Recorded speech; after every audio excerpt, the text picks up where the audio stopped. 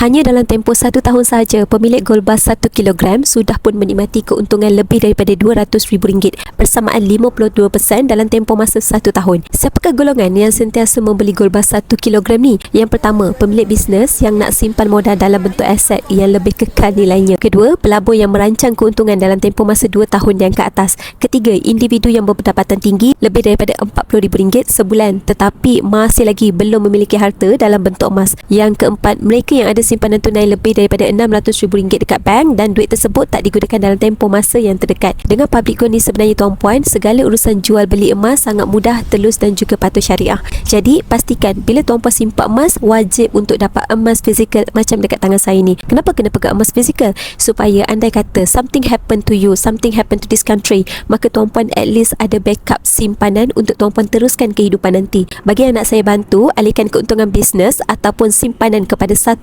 kilogram emas, maka boleh isi borang biru ataupun terus rujuk pin daripada TikTok saya cara untuk bermula. Saya akan kat tuan-puan dalam simpanan emas dengan public gold.